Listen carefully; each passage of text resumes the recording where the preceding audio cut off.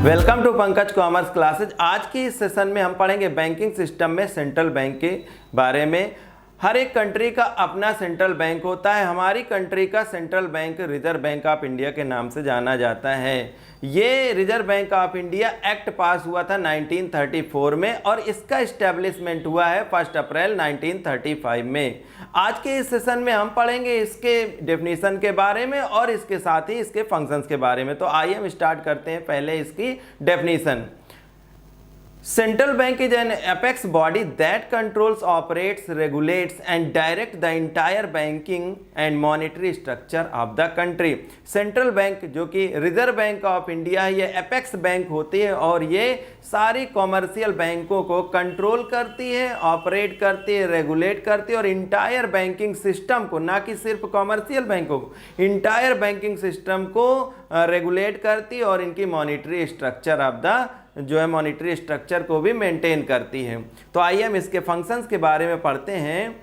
Functions में हमारा first function है करेंसी अथॉरिटी और बैंक ऑफ इशू। देखिए, रिजर्व बैंक ऑफ इंडिया को नोटों का इशू करने का अधिकार प्राप्त है।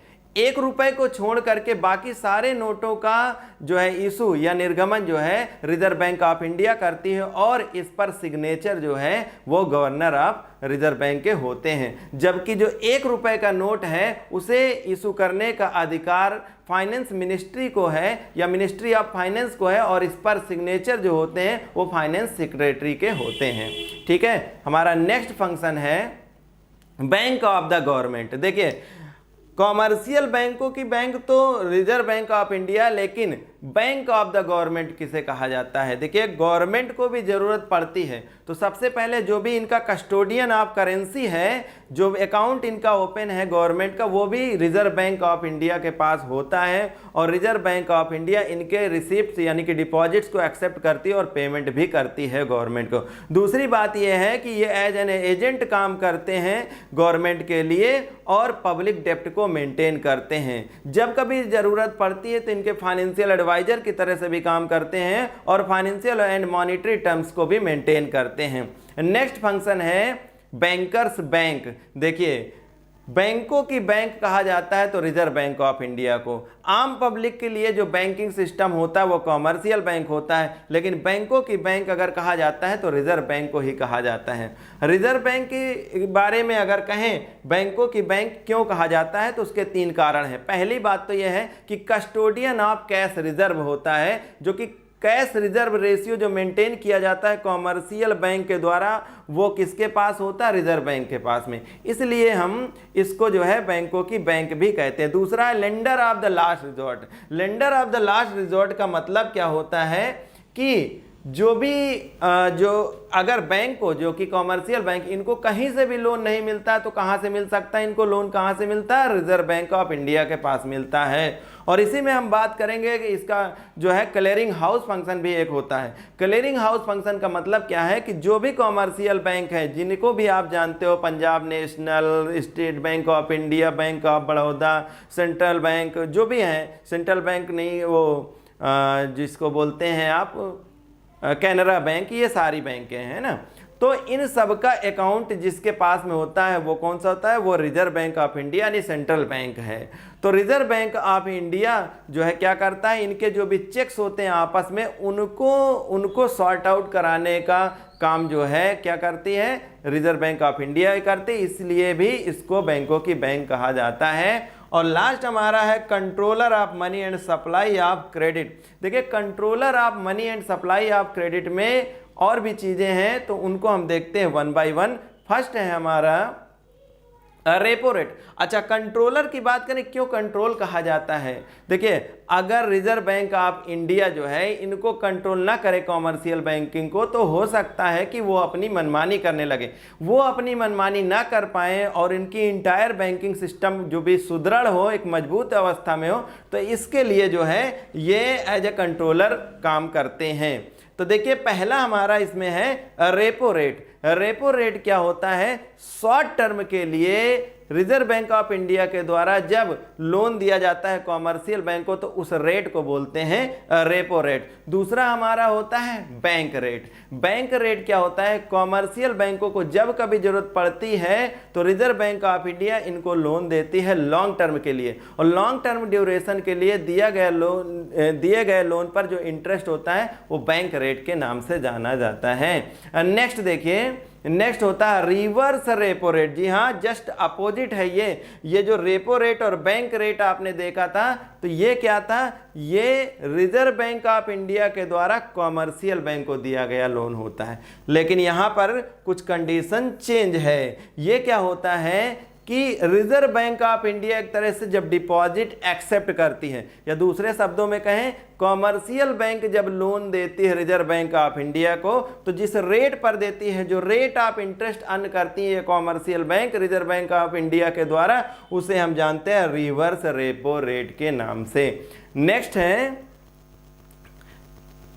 Open market operation. Open market operation का क्या मतलब है, reserve bank of India government की सिक्योरिटीज को सेल करती है और परचेज करती है, किसके में, पब्लिक के बीच में भी, और दूसरी जो है जो भी फाइनेंशियल इंस्टीट्यूशन है उन लोगों के बीच में भी, या बैंकों के साथ भी करती है। जैसे कि जो कॉमर्शियल बैंक इनको भी वो सेल और परचेज करती, प्लस पब्लिक को भी सेल और परचेज करती। इसको हम बोलते हैं ओपन मार्केट ऑपरेशन। नेक्स्ट देखिए, legal reserve requirement. Legal reserve requirement क्या होता है, एक ऐसा रेट या एक ऐसा रेशियो जो कि जो अमाउंट डिपॉजिट करा जाता है, एक्सेप्ट करा जाता है कॉमर्शियल बैंक के द्वारा, उसके लिए होता है। एक एक हम समझेंगे इसके बारे में डिटेल्स में। पहले चलेंगे, एक होता है कैश रिजर्व रेशियो। ये क्या होता है, कैश रिजर्व जो है वो, ये जो कॉमर्शियल बैंक होती है, कॉमर्शियल बैंक को जितना भी डिपॉजिट इन्होंने एक्सेप्ट किया उसका कुछ पार्ट जो है वो रिजर्व बैंक ऑफ इंडिया के पास में रखना होता है। इसे हम क्या जानते हैं, कैश रिजर्व रेशियो यानी कि CRR के नाम से जानते हैं। और दूसरा होता है स्टैट्यूटरी लिक्विडिटी रेशियो, SLR जिसको बोलते हैं। देखिए, कॉमर्शियल बैंक को रिजर्व बैंक ऑफ इंडिया ने इंस्ट्रक्शन में ये भी कहा होता है कि जो भी आपने एक्सेप्ट डिपॉजिट किया उसका कुछ भाग तो उनके पास यानी कि रिजर्व बैंक ऑफ इंडिया के पास में आप रखिए, जिसको CRR के नाम से जानते हो, और कुछ भाग, कुछ पार्ट जो है वो अपने पास भी रखना होगा। जो भाग उसे अपने पास में रखना होगा उसे हम जानते हैं स्टैट्यूटरी लिक्विडिटी रेशियो, वैधानिक तरल अनुपात के नाम से, SLR के नाम से। आइए हम पढ़ते हैं हमारा लास्ट वन। लास्ट है मार्जिन रिक्वायरमेंट। क्या है मार्जिन रिक्वायरमेंट का मतलब क्या होता है कि जो भी अमाउंट जो है लोन सैंक्शन करती है कॉमर्शियल बैंक, तो कॉमर्शियल बैंक को मार्जिन रिक्वायरमेंट का डायरेक्शन देती रिजर्व बैंक ऑफ इंडिया, ये घटता बढ़ता रहता है। सपोज करिए उन्होंने कहा है कि 40% है, तो इसका मतलब समझिए क्या होता है कि जो भी सिक्योरिटी, जिस सिक्योरिटी के बेसिस पर कॉमर्शियल बैंक लोन प्रोवाइड करती हैं किनको, इंडिविजुअल को या जिनको भी रिक्वायरमेंट होती है, तो उसमें एक मार्जिन रिक्वायरमेंट का फीचर होता है कि अगर 40% है सिक्योरिटी का, इसका मतलब क्या होता है कि उस अमाउंट, उस सिक्योरिटी का 60% के बराबर लोन ही या उतने से ज़्यादा का लोन नहीं प्रोवाइड किया जा सकता। फिर से समझिए इस बात को कि अगर 40% मार्जिन रिक्वायरमेंट है तो उस सिक्योरिटी का 60% के बराबर या उससे कम का लोन प्रोवाइड किया जा सकता है, उससे ज़्यादा का लोन नहीं।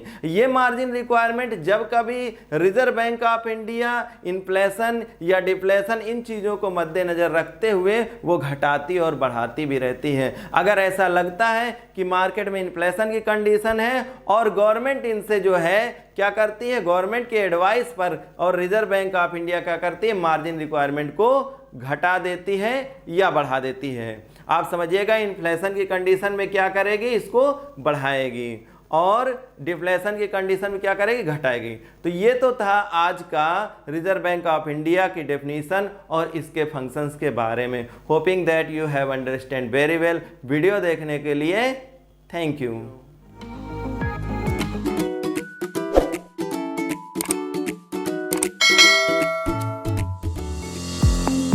Now, students can enjoy online mode of digital learning with official app of Pankaj Commerce Classes available in Play Store.